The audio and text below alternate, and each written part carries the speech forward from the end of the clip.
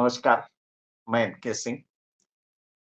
हाल में supreme court के कुछ फैसलों, सुप्रीम कोर्ट के कुछ तरीके, इस पर लगातार सवाल उठ रहे हैं।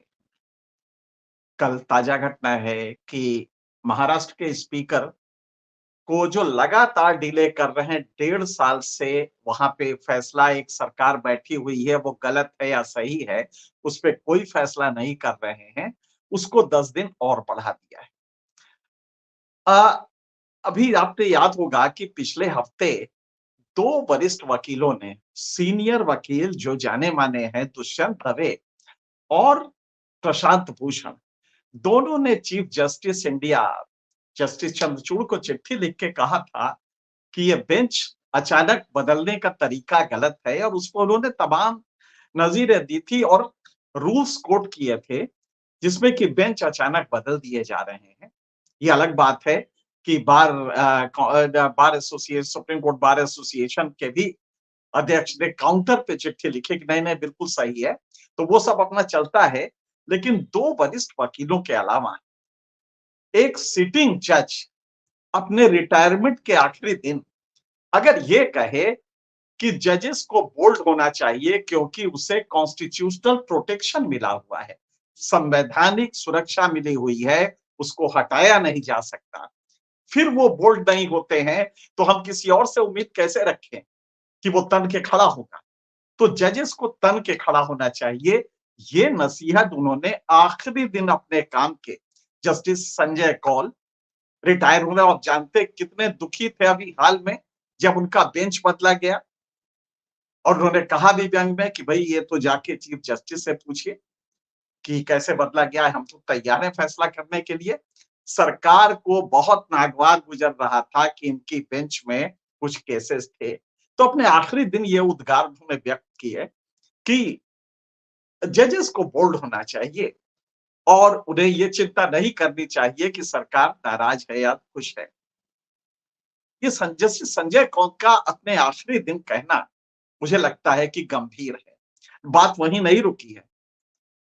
एक और जज रोहिंग्टन नारीमन जो 2021 में रिटायर हुए थे, उन्होंने कल मुंबई में एक मेमोरियल लेक्चर देते हुए पूरे लिस्ट गिनाए केसेस की कि भाई क्या हो रहा है सुप्रीम कोर्ट में। 4-4 साल आप फैसला नहीं दे रहे हैं और इल्लीगल सरकारें बैठी हुई हैं, चुनाव नहीं हो रहे हैं, ये किस संविधान की दफा से आप ये फैसले दे रहे हैं? तो उन्होंने लिस्ट गिनवाया और सबसे बड़ा जो ताजा था, उन्होंने कहा कि सरकार जो ये कानून ला रही है, इलेक्शन कमीशन को किसी भी आरोप उसके कार्य के दौरान और कार्य के बाद इलेक्शन कमीशन के किसी भी फैसले पे उसको कोर्ट में नहीं लाया जा सकता। अब जरा सोचिए, सरकार के लिए वो जो भी करेगा कसीदे काढ़ेगा। याद है कि किस तरह कोरोना में रूल वायलेट करके जो जो डिस्टेंस का दूरी बनाए रखने का सामाजिक सोशल डिस्टेंसिंग का रूल था, मोदी जी और अमित शाह घूमते रहे वेस्ट बंगाल में और आखिरी दिन जब मोदी जी ने अपनी अंतिम सभा कर ली, तब बैन लागू हुआ, तब इन्फोर्स हुआ, इलेक्शन कमीशन ने किया। याद है वो किस्सा? और उस पे जब मांग की गई कि साहब इलेक्शन कमीशन पे वो लगे, चार्जेस लगे और इनको अभियोग लगा के इनको जेल डाला जाए, इस पे इसके चार्ज लगे, तो सरकार ने पूरा कानून ही बदल दिया। अब नया कानून जो विधेयक आया है, जो कानून बनने जा रहा है, उसके तहत इलेक्शन कमीशन पे कार्य के दौरान कार्य संपादन के की प्रक्रिया में कुछ भी करता है, तो उसपे कोई दोष और बाद में भी जब वो पद से उतर जाएगा, तो भी कोई दोष नहीं लगेगा। यहां तक तो ठीक है। रोहिंटन नारीमन ने अपने उद्गार में जब ये कहा मेमोरियल में, तो ये भी कहा कि चुनाव का तो इंडिपेंडेंस खत्म हो गया, निष्पक्ष चुनाव अब नहीं हुआ करेंगे भारत में अगर ये कानून आ गया। इसलिए सुप्रीम कोर्ट इमीडिएटली संज्ञान ले और इसे खत्म करे। केस सुप्रीम कोर्ट के पास है और उसमें है क्या जो नया बिल आ रहा है कि सुप्रीम कोर्ट के इलेक्शन कमीशन के लोगों को, जो मेंबर्स हैं चीफ इलेक्शन कमीशन और 2 मेंबर्स या सरकार जितने भी उसमें बनाए, तो ये जो इलेक्शन कमीशन होगा, इसमें जो कमिश्नर या चीफ कमिश्नर होंगे, इनका जो चुनाव होगा वो प्रधानमंत्री महोदय की अध्यक्षता में होगा और उसमें प्रधानमंत्री का एक कैबिनेट मिनिस्टर प्रधानमंत्री नामित करेंगे और कहने के लिए एक लीडर ऑफ अपोजिशन भी होगा। मतलब कि कह दिया ना कि प्रजातांत्रिक हो गया, 2-1 से जो चाहे वो कराए, जिसको चाहे अपॉइंट करे। कहाँ रहा जुडिशियल इंडिपेंडेंस? ये वही सुप्रीम कॉन्स्टिट्यूशन है ना जिसने चीफ जस्टिसेस या सुप्रीम कोर्ट के चुनाव आयोग के मेंबर्स को हटाने की प्रक्रिया वही रखी है जो सुप्रीम कोर्ट के जज की होती है या किसी जज की होती है। एग्जैक्टली वही, ताकि वो निर्द्वंद होके काम करे। लेकिन चुनाव की प्रक्रिया, उसमें इंडिपेंडेंस नहीं, उसमें प्रधानमंत्री और उनका कैबिनेट मिनिस्टर मिलके एक कहने को लीडर ऑफ अपोजिशन होगा जिसकी बात कोई सुनेगा नहीं क्योंकि 2-1 से फैसला होगा। तो उसके कार्य संपादन में तो सारे इंडिपेंडेंस है, कोई केस उस पर नहीं चलेगा। लेकिन चुनेगा कौन, ये सरकार फैसला करेगी। तो रोहिंटन नारिमन का यही कहना था कि भाई कहां रहा चुनाव? आप चुनाव का तो नाटक करेंगे, ये तो एक महज नाटक हो जाएगा। कैसे चुनाव होगा इलेक्शन कमिश्नर का? एक अपना आदमी ला, और आपको याद होगा कि पंजाब के एक आईएएस को रातों रात 24 घंटे में जो कॉलेज बना था चुनाव आयुक्त का, उसके लिए जो लिस्ट बनी थी उसमें से रातों रात उसकी पहचान भी हो गई और 24 घंटे के अंदर उसको चुन लिया गया क्योंकि सुप्रीम कोर्ट में केस था तो उससे पहले ही चुन लेना था। रातों रात चुन लिया गया। इस पे सुप्रीम कोर्ट दिखावे, मतलब वैसे तो बहुत नाराज हुआ, लेकिन आज ये केस उसके पास है। और ये केस कब आया? सुप्रीम कोर्ट ने एक फैसला, असल में संविधान में यह वर्णित है कि पार्लियामेंट जब तक कानून नहीं बनाता तब तक राष्ट्रपति चुनाव करेंगे इलेक्शन कमिश्नर का, मतलब कि सरकार करेगी। लेकिन कानून बनाने की प्रक्रिया जो है उसपे सुप्रीम कोर्ट ने कहा था कि एक चीफ जस्टिस इंडिया होंगे, एक प्रधानमंत्री होंगे और एक लीडर ऑफ अपोजिशन होगा। सरकार को यह नागवार गुजरा क्योंकि 2-1 से फिर फैसला सरकार तो गड़बड़ हो जाता, प्रधानमंत्री अकेले पड़ जाते। तो नहीं, उन्होंने सुप्रीम कोर्ट के इस फैसले को गलत ठहरा दिया। मतलब कि इस फैसले को ना मान के इस फैसले को ब्लॉक करने के लिए ये नया कानून आया। इसी पे रोहिंटन नारिमन ने कहा कि अब तो चुनाव रहा ही नहीं। भारत में इलेक्शन कमिश्नर का चूंकि अपॉइंटमेंट ही सरकार करेगी, लिहाजा अब चुनाव नहीं हो सकता इंडिपेंडेंट। और उधर उसको ताकत क्या दे दी है कि वो जो कुछ करे स्याह सफेद, उस पर कोई मुकदमा नहीं होगा। तो रोहिंटन नारिमन का ये कहना था कि सुप्रीम कोर्ट इसको देख क्यों नहीं रहा है? सुप्रीम कोर्ट को क्या दिक्कत है कि इस केस को नहीं देख रहा है? आपको याद होगा महाराष्ट्र के केस में भी यही हुआ। आप सोचिए, महाराष्ट्र में सरकार बदली 1.5 साल हो गया और कितना नाटक करके शिवसेना तोड़ा गया। शिवसेना तोड़ के उसके 33 एमएलए अचानक आते हैं जिसमें 16 पहले राउंड में आते हैं, उसके बाद कुछ और बढ़ते हैं। उसका केस स्पीकर के पास है। जरा सोचिए, 2022 जून का ये केस है और 2022 जून से आज तक सुप्रीम कोर्ट के पास ये मामला पड़ा हुआ है। और 3 बार सुप्रीम कोर्ट ने कहा है, देखो स्पीकर, अगर अब की आपने नहीं किया तो मैं फैसला लूंगा।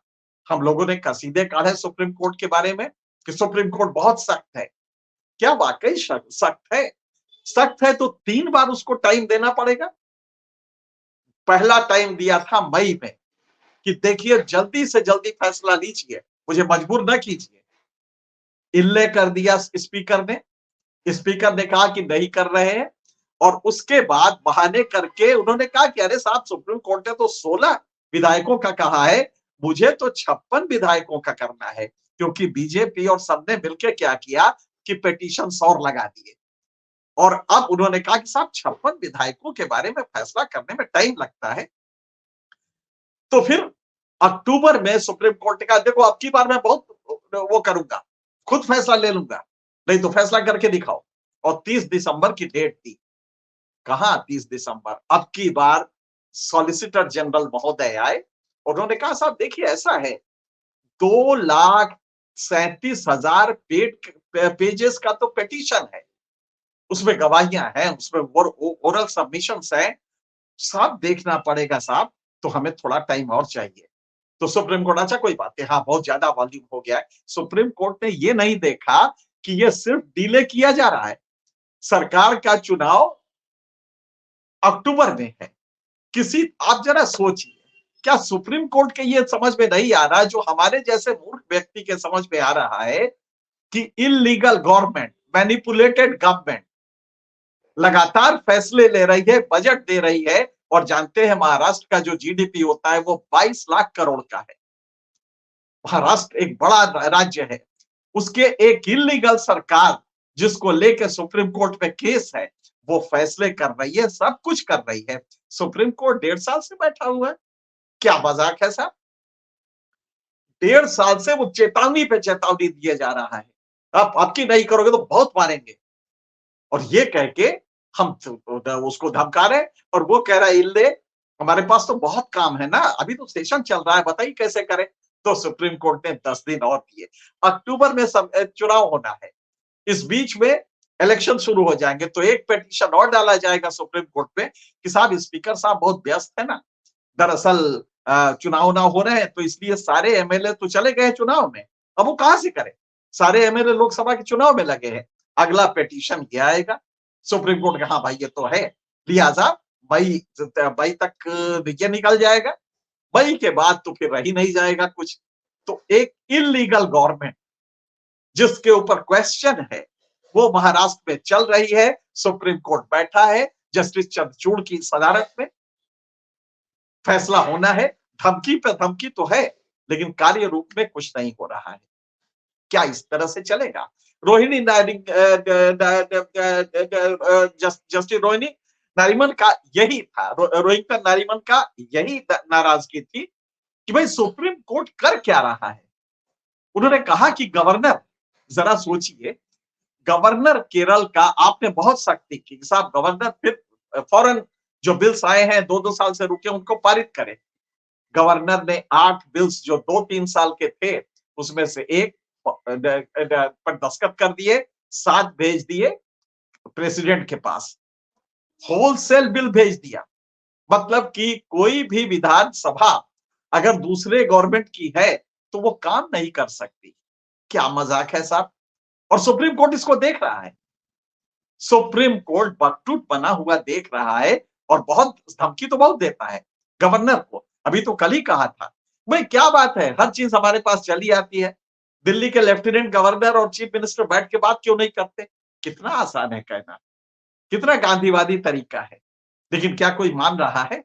आपने हुजूर आदेश दिए ना कि गवर्नर से बिल को पास करें, न तमिलनाडु में हुआ, न पंजाब में हुआ, न केरल में हुआ, बल्कि ये बिल सारे प्रेसिडेंट को भेज दिए। प्रेसिडेंट को भेजने का मतलब आप जानते हैं, बलाए ताक रख दिया गया ये बिल। प्रेसिडेंट को कोई बाध्यता नहीं, मतलब सेंट्रल गवर्नमेंट, प्रेसिडेंट माने सेंट्रल गवर्नमेंट को कोई बाध्यता नहीं है कि इन बिलों को पारित करे, उसका ना तो समय होता है, राष्ट्रपति के पास जब टाइम मिलेगा तो देखेंगे, लिहाजा वो बिल किनारे चले गए। एक गवर्नर कुछ भी कर सकता है क्योंकि सेंटर का इशारा है, और सुप्रीम कोर्ट ये देखता रहेगा। इसके अलावा अब और आइए, बीबीसी का केस जस्टिस रोहिंटन नारिकटा ने उठाया, कहा कि भाई किसी को क्या दिखाई नहीं दिया कि बीबीसी ने गुजरात दंगों पे डॉक्यूमेंट्री बनाई, 3 दिन नहीं लगे छापा पड़ गया बीबीसी ऑफिस में। क्या सुप्रीम कोर्ट को यह नजर नहीं आ रहा है? कितना सिंपल है। और जो सबसे तेज उन्होंने व्यंग किया सुप्रीम कोर्ट पे कि साहब 370, कैसे सुप्रीम कोर्ट ने इसको सही ठहराया है, किस विवेक का ये विवेक से ये सही माना जाएगा। और तब उन्होंने बताया कि क्या सुप्रीम कोर्ट ने पढ़ा नहीं आर्टिकल 356 में क्लॉज 5 बहुत चीख चीख के कहता है कि कोई भी सरकार जो पब्लिक द्वारा चुनी जाती है, उसके लिए अगर वो प्रेसिडेंट रूल में है, तो केवल 1 साल सब क्लॉज 3 में मिलेगा और उसके बाद पार्लियामेंट भी चाहे तो उसका एक्सटेंशन नहीं हो सकता, चुनाव करवाना ही पड़ेगा। ये बाध्यता है आर्टिकल 356 सब क्लॉज 5 में, जो कि 44th अमेंडमेंट के बाद आया था। उसमें ये बाध्यता है कि पार्लियामेंट भी उसका एक्सटेंशन नहीं कर पाएगी और प्रेसिडेंट रूल खत्म करके आपको चुनाव करवाना पड़ेगा। 2 ही शर्तें हैं जिसमें चुनाव नहीं हुई। ये जम्मू कश्मीर के बारे में, कि जम्मू कश्मीर में एक राज्य है, इससे तो कोई डिनायल नहीं। राज्य को आपने जो भी बदल दिया यूनियन टेरिटरी में, लेकिन आर्टिकल 356 में 5 का अमेंडमेंट तो नहीं हुआ है। 2 ही शर्तें हैं जिसमें कि चुनाव रुक सकता है। पहली शर्त क्या है कि या तो इमरजेंसी लगे, तब हो सकता है, या दूसरा इलेक्शन कमीशन सर्टिफिकेट दे कि साहब इतनी वहां पे दिक्कतें हैं कि चुनाव कराना संभव नहीं, असंभव है चुनाव कराना। ये सर्टिफिकेट दे तभी हो सकता है। रोहिंटन नारिमन ने यही पूछा कि जनाब क्या सुप्रीम कोर्ट ने पूछा था कि सर्टिफिकेट है कि नहीं? क्या पूछा था कि देश में इमरजेंसी लगी है कि नहीं? किस आधार पे आपने ये मान लिया कि सॉलिसिटर जनरल साहब कह रहे हैं, विश्वास उन्होंने वादा किया है कि साहब हम वहां जम्मू कश्मीर में ना खास करके जो 2 राज्य उन्होंने बनाए यूनियन टेरिटरी, उसमें एक में उसको देके और चुनाव कराएंगे। उन्होंने कहा तो उन्होंने सितंबर तक आपने आदेश दिया था, कौन सा मान लिया? और अब फिर से वो कह रहे और इस बात को सुप्रीम कोर्ट ने मान लिया। कितना सहज है, सुप्रीम कोर्ट कितनी ग्यूलिबल है कि एसजी ने कह दिया, उन्होंने मान लिया, काजी साहब उन्होंने, एसजी ने कहा है, लिहाजा इस टॉपिक को छोड़ देते हैं। आपने देखा नहीं कि 356 सब क्लॉज 5 में क्लियर है कि 1 साल बाद कोई सरकार, कोई बिना चुनी हुई सरकार, वहां पे आपको चुनाव कराने ही पड़ेंगे। संसद भी उसे एक्सटेंड नहीं कर सकती जब तक कि इमरजेंसी ना लगा हो, पहला, या फिर इलेक्शन कमीशन ये ना कहे कि वहां चुनाव कराना संभव नहीं। क्या सुप्रीम कोर्ट ने यह देखा था? बात बहुत जायज है, बात साधारण नहीं है। बात मुझे लगता है कि जस्टिस चंद्रचूड़ में लॉर्ड आपको सोचनी पड़ेगी कि ये सुप्रीम कोर्ट के फैसलों को लेके लगातार ये शंका हो रही है, और शंका कोई हम नहीं कर रहे हैं, शंका कर रही है आपकी बिरादरी के लोग। अभी 2 साल पहले तक जो आपके साथ थे, जो कॉलेजियम के भी मेंबर थे, जस्टिस रोहिंटन नारिमन, और यही नहीं, उनके पिता फाली नरीमन ने भी ऑलमोस्ट यही कहा है। इन फैसलों को लेके कुछ ऐसा ही उन्होंने 370 को लेके कहा है कि भाई ये फैसला मेरी समझ में ही नहीं आ रहा है। और वो भारत के शायद इस समय पिछले कुछ दशकों से सबसे बड़े जूरिस्ट माने जाते हैं जस्टिस फली नारिमन। ये उनका उद्गार है। उनके बेटे जो सुप्रीम कोर्ट में जज थे, अभी रिटायर हुए हैं, ये उनके क्वेश्चंस है सुप्रीम कोर्ट से। इसके पहले वकील कर चुके हैं। और आपका बगल में बैठा जज जो लास्ट आखिरी दिन की प्रक्रिया ये होती है कि अंतिम दिन इसलिए है कि उसके बाद 18 से कोर्ट शुरू होगा, लेकिन 18 से कोर्ट शुरू होगा और 15 को 18 से छुट्टी हो जाएगी, लिहाजा अब 25 दिसंबर को वो रिटायर होंगे। बाकी वर्किंग डेज है नहीं। नतीजा ये होगा कि ये आखिरी दिन था, तो उसके परंपरा ये है कि जो जज आखिर रिटायर होता है उसके आखिरी वर्किंग डे पे वो चीफ जस्टिस के साथ बेंच पे रहता है। ये वो बेंच है जिसमें justice Pardiwala, justice Manoj Mishra, justice Chandrachud और जो रिटायर होने वाले जज थे जस्टिस संजय कौल, वो बैठे थे। वहां पे उन्होंने ये उद्गार व्यक्त किए कि जजेस को बोल्ड होना चाहिए। क्या ये बोल्डनेस की कमी है? हालांकि उन्होंने सुप्रीम कोर्ट की तारीफ की हाल की, ये भी उन्होंने कहा, लेकिन जजेस को बोल्ड होना चाहिए क्योंकि संवैधानिक प्रोटेक्शन है। फिर जजेस क्यों तारीख पे तारीख दे रहे हैं? एक इलीगल गवर्नमेंट, जो गवर्नमेंट का कंडक्ट क्वेश्चनेबल है, जो गवर्नमेंट जिस बुनियाद पे आई है उसके एमएलए योग्य है या अयोग्य है, इसका मुद्दा सुनना है। और आपने आज 1.5 साल हो गया महाराष्ट्र में नहीं कर रहे हैं, 4 साल हो गया, वहाँ नहीं कर रहे हैं जम्मू कश्मीर में? ये फैसला जम्मू कश्मीर का 2019 का है और आज 4 साल हो गए हैं।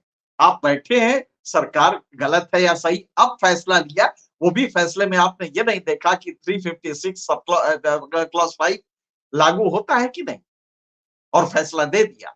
तो आपके फैसले क्वेश्चन में हैं और हम नहीं, ये आपके अपने सहयोगी और जो वकील जो जिन्हें कहा जाता है कि ऑफिसर्स ऑफ द कोर्ट है, ये वो कह रहे हैं। लिहाज़ा आपको संज्ञान में लेना पड़ेगा और वैसे हम लोग भी देख रहे हैं कि जो बहुत कुछ होता है, बड़ा फायरवर्क्स दिखाई देता है, बहुत डाटा सुप्रीम कोर्ट ने हम लोग भी कहते हैं, खुश होते हैं कि सुप्रीम कोर्ट ने सरकार की गलतियों पे उँगली उठाई। लेकिन एंड रिजल्ट क्या रहता है? ये हम सुप्रीम कोर्ट, उसके wisdom, justice Chandrachud chief justice और वो एक बहुत ही ज़हीन और कॉन्शियस व्यक्ति हैं, व्यक्तिगत रूप से भी जहाँ तक उनके बारे में मैंने पढ़ा है।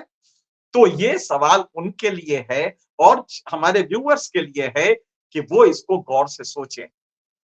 संकट साधारण नहीं है। अगर सुप्रीम कोर्ट पे उँगली उठने लगेगी, तब फिर चीज़ें बहुत अलग होंगी और हम लोग चाहते हैं कि एक ही संस्था है जिस पे जनता का पूरा विश्वास है, वो विश्वास न डिगने पाए। इसलिए आज ये वीडियो हम यही खत्म कर रहे हैं। अन्य मुद्दे पे आपसे फिर मिलते रहेंगे। तब तक के लिए